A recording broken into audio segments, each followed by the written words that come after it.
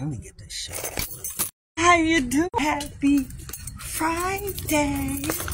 And today on Coffee and Conversation with your girl, Shakenya. When you get a minute, good morning.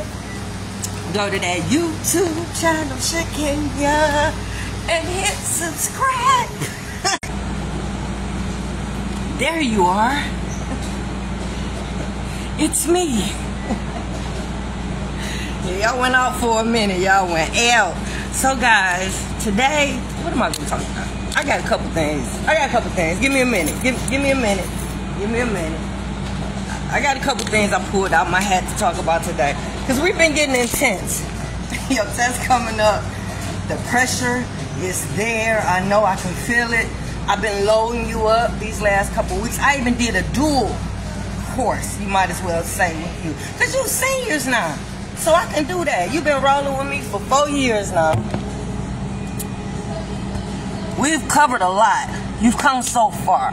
I have confidence that you are prepared for this test. You was prepared for the journey I've taken you on for the last 2 weeks, because that was like a dual education, because we were focused on the model of grandma's house and the decision making, and then I tied that into a real life situation. So we were there, but we had to spear off because you had to think and focus about this real life situation, and now you can bring it back to the whole model that we created at grandma's house, right? So I know, I'm going to get you ready for your test. I'm going to get you ready for you. It's next week. Calm down. It's next Friday. And we got a couple more things that we have to cover before then. Yeah? So let me see. Where we at today? First of all, I don't care how many times I come on here. I don't care how much advice I give you. I don't care how many certificates I got hanging on my wall at work, which is a lot. There is no perfect parent, and there is no perfect kid.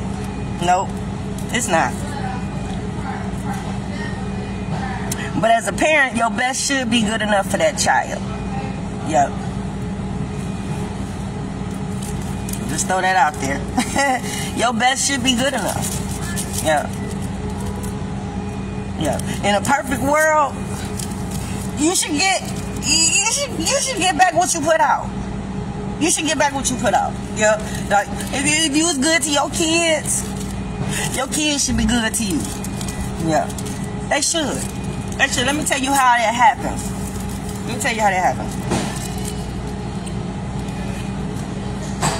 If you took care of them and you provided food, clothing, and shelter, all the basics, all the bare necessities,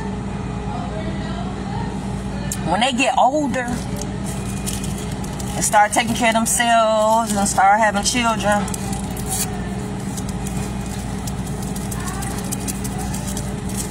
and they get to thinking about everything that you did to make sure they had those things. Like, for instance, if you had food, clothing, and shelter, well, the food, you had to purchase it. So, I mean, you had to work, you had to find means of money to make sure you had the money for the food to put in the house, right? Not to mention you had to buy the refrigerator to put the food in, right? Then the clothing, you buying the clothing, 9 times out of 10 you probably washing the clothing. And then what does that entail? If you washing the clothing, shit, if you got to wash and dry, you buying all the supplies for that. Dry sheets, softener, detergent, yeah. If you going to the laundromat, you paying for gas to go there to the laundromat, then you putting money in the machine and you buying the supplies. Fix it, Jesus. That's clothes, yeah. And then shelter, yeah, you got shelter, but you got to buy lights, gas, water. Some of y'all got cable. bills. You got insurance, taxes, bills. So that's all that is. So once they get older and they see all of that and they realize all of that and they realize that's what you did, yeah, they should appreciate you. They should love and cherish you. Yeah, you should be getting random thank yous. Your kids should call you out of nowhere just to say thank you. Thanks, Mom. Thanks, Dad. Because you did this, that, and the third. This is where I'm at. Yep, your kids. They should. Don't nobody owe you nothing, but your kids. So, respect should be there, automatic. Yeah, it should be there automatic. I'm talking about the kids, the children. Respect should be there. It's already earned. just off of what you've done for them, and they still here to this day. Yeah. Same with your partner. And in our case, your baby mama, baby daddy. You should get back what you put out.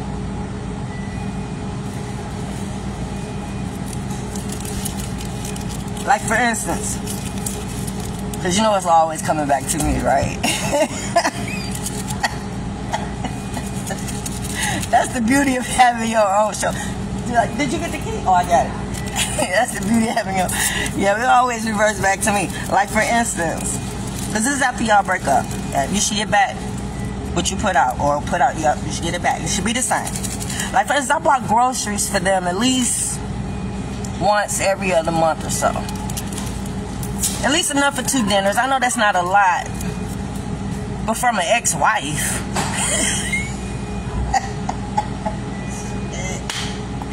From an ex-wife calling the current wife to see if there's anything that they need in their house while I'm at the grocery store and my baby over there. Yeah, what you need? Text me and let me know. And what little man want? Any snacks he like?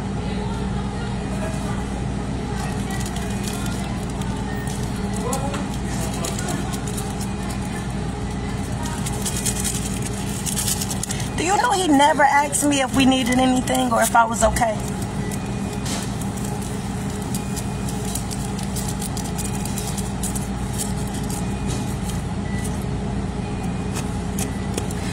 I used to sit on the porch and chill with the wife and play with the son for a minute, about 5-10 minutes, nothing special. Most times when I would drop her off for the weekend, or when I'm picking her up, walk in the house, get something to drink, just chill for a second. Then, you know, hey, I speak to everybody. I speak to all the family that stayed on the block. Because he had family on the block. I talked to him for a minute, chit-chat, then leave. Because that's what my dad used to do, right? Him and his mama, when they come pick the baby up, or the couple times they don't drop it up, they never got out their car. Mind you, I do stay in an undesirable part of town. It's a little rough where I'm at, a little rough, but my house is comfortable.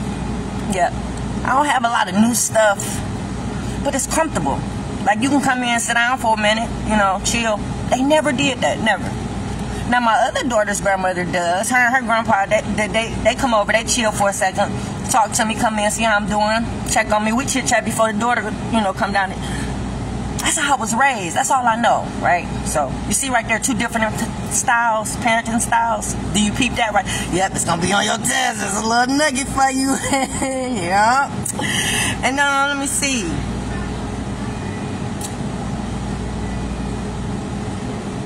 When she lived with him, I made copies of all her awards, all the certificates, all the, you know, the stuff that come home, since I was like her primary caregiver, because she was with me Monday through Friday. So any certificate that she would get, I would make sure I make a copy of it. That way when I drop her off on the weekend, I make sure he get it.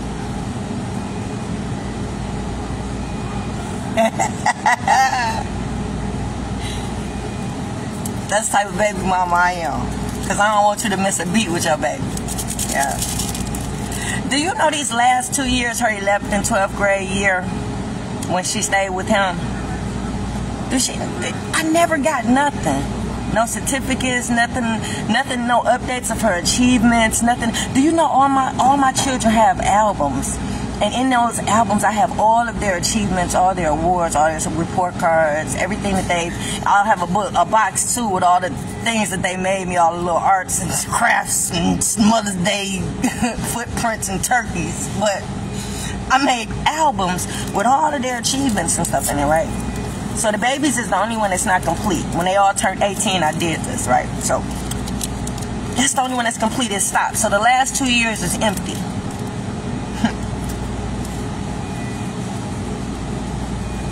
We're talking about getting the same. You're supposed to be getting what you put out. You're supposed to be getting what you put out. So for the last 2 years, not only do I not have the certificates, but I don't even have a copy of her diploma.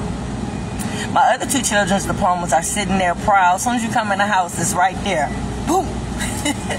Because that was an achievement. That was an achievement. That was something that we did together. We got there. It was the mission. It was the goal. They achieved it. And here we, it's right. I don't even have her copy of her diploma. What happened for me to get treated so poorly? I wonder. I wish I would have known. I wish our communication would have been strong enough for him to tell me if something that I did, you know, if she came to him and confided. Because like when she came to me and told me about him, you know, she had a problem with him not spending time with her or whatever, you know, she was hurt about that. Soon as she let me know, do you know I called him? He didn't answer the phone, so I texted him. And then when he called me the next day or so, I let him know what it was. Yeah, that was our communication.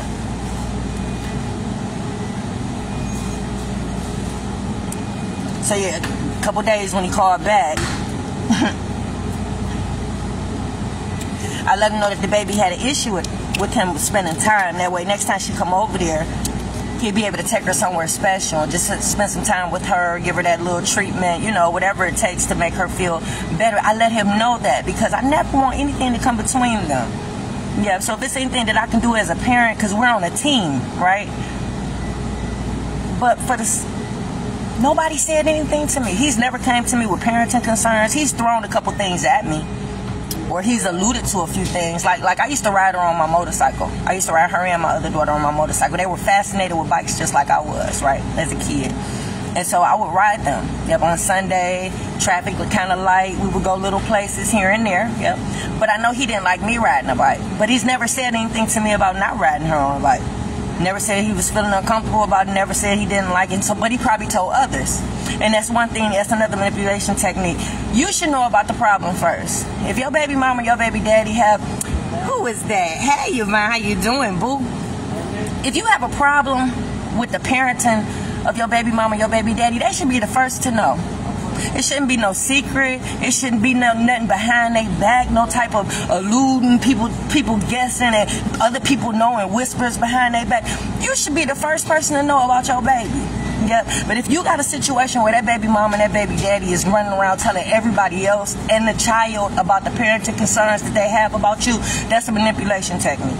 Yep. Yep. So yeah, when she had a concern about him, I notified him immediately. To this day, I don't know what I've done to be taking out my daughter's life for the last 4 years and not to be a part of nothing.